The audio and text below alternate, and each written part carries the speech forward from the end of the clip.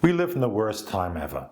Many millennials are worse off than their parents at the same age, and children will not attain the same level of prosperity as their parents. We will all lose our jobs to machines, inequality and poverty are on the rise, and of course, globalization, deregulation and financial capitalism and anti-social politics are to blame. But this is a snapshot of social debate in many countries, especially rich ones. Analyses like these give rise to calls for more social welfare, redistribution and intervention. Social justice is the rallying cry, which has the more or less charming attribute that it can mean everything and nothing at once, that it can be loaded with all possible content to appear most fluffy.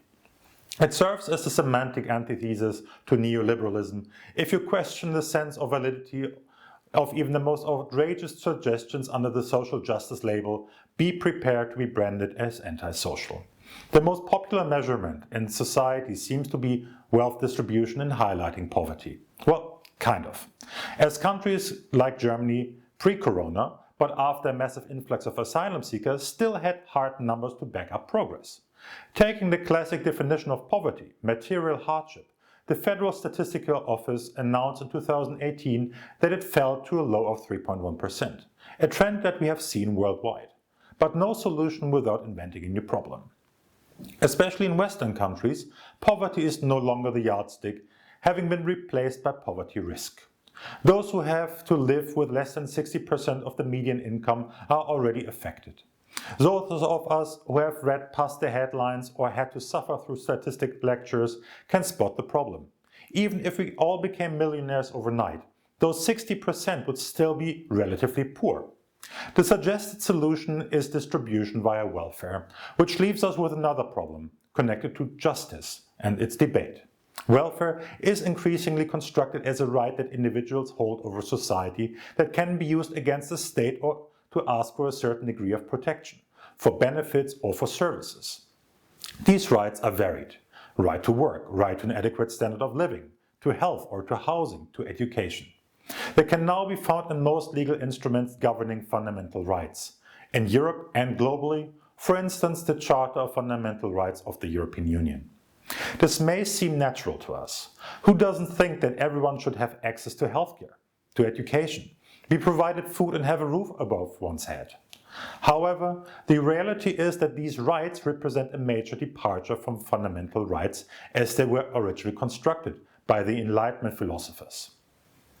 These second-generation rights must be distinguished from first-generation, civil and political rights, which are very closely linked to the liberal tradition.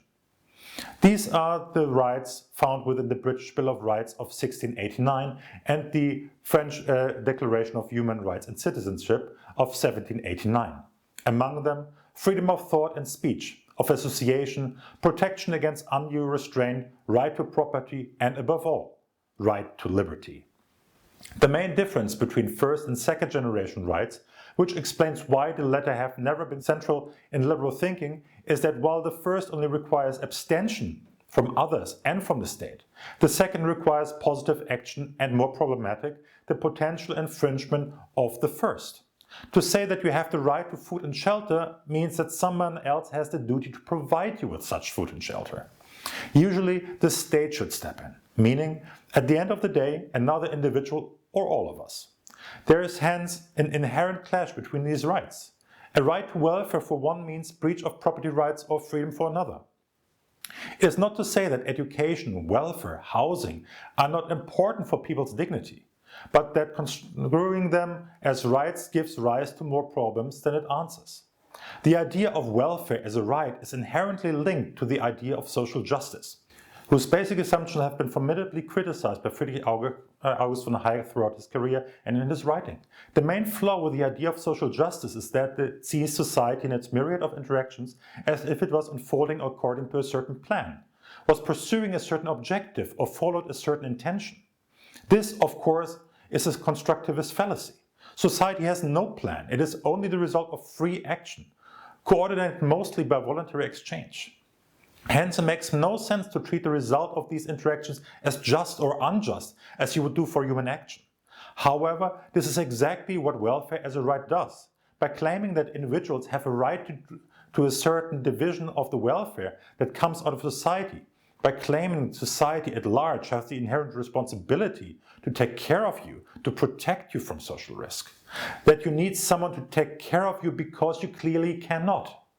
This is not to say that liberals cannot defend the welfare state, or at least a certain version of it. Nothing prevents us from saying that we have a moral duty to help at least the least well-off, that democratic deliberation can decide to finance a number of public goods. This is even more important from a liberal perspective that takes account of positive liberty as constructed by Isaiah Berlin. Not only the protection from interference, but also the capacity to lead one's life, to be autonomous, to make choices.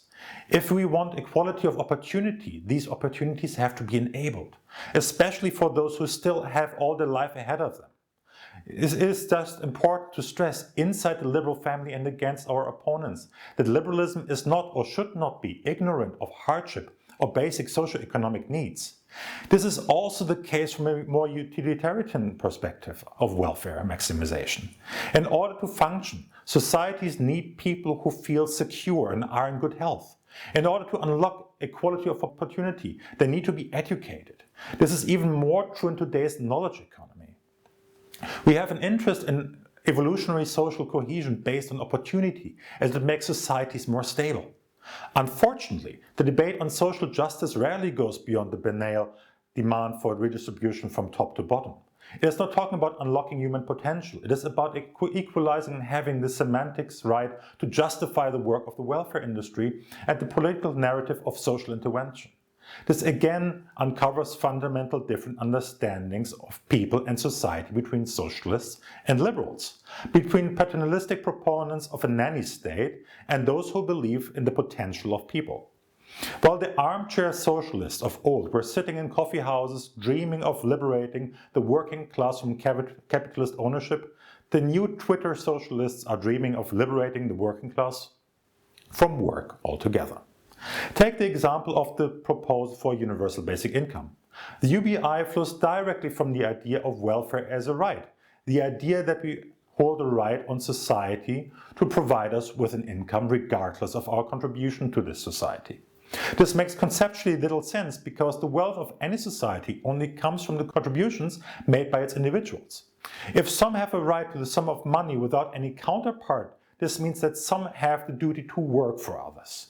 This is a strange vision of the equal dignity of humans. It is dangerous for society. Rather than seeing each other as humans equal in dignity, we start seeing each other as providers and beneficiaries.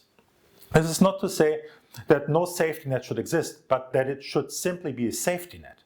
Something temporary to help those who have fallen and alleviates the fear of losing one's livelihood overnight. One may say, what does it change? And one might reply, it's not only a matter of principle. It is important not to create the attitude of entitlement and benefits and protection. There is no shame in requiring the help of society, but there is no pride either. Without proper incentives to work, these kinds of schemes result in solidifying unemployment. Not in the most productive brackets of society, but in those who are indeed most vulnerable. A system like this would tip the utility of recipients towards staying at home over having a job that creates additional stress. This makes the recipient fully dependent on the state for their livelihood. Worse than that, it has the potential to also solidifying a precarious class and thereby stifling social cohesion.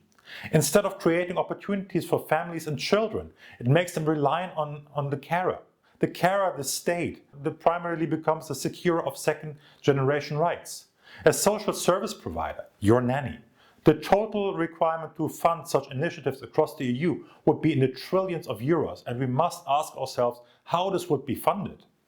While many would argue that tax increases are the way to go, it would be impossible to fully fund this program only this way, without significantly increased taxes across the board. It becomes a giant redistribution machine, again infringing on your first-generation rights. For the benefit of UBI, governments might be forced to cut other programs, including the most effective measure for social cohesion, education. Besides creating equality of opportunity as much as possible, welfare benefits should push those who receive them to go back to work. they should be generous but limited in time and conditioned to an active search for work in order to avoid situations of an inactivity trap. At the same time, one must be cautious to not develop a poor hunt where those entitled and in need of benefits can simply not access them due to the complexity of the procedures and are therefore penalized.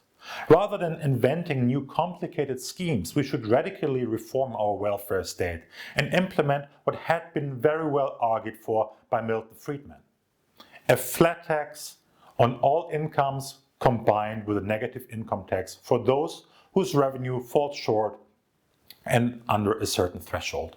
This is the best way to ensure that work always pays more than inactivity and to avoid putting the charge of financing the system on companies like it is the case with the minimum income.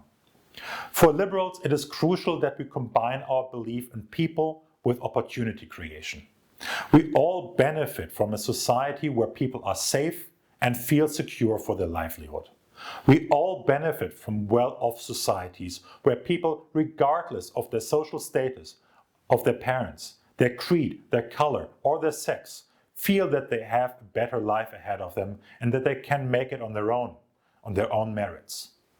A nanny that tells them what they don't have, that they don't have to, that takes away all the risk, that makes them dependent, is a nanny that also is taking away the freedom to create and to challenge, which is the fundamental of progress.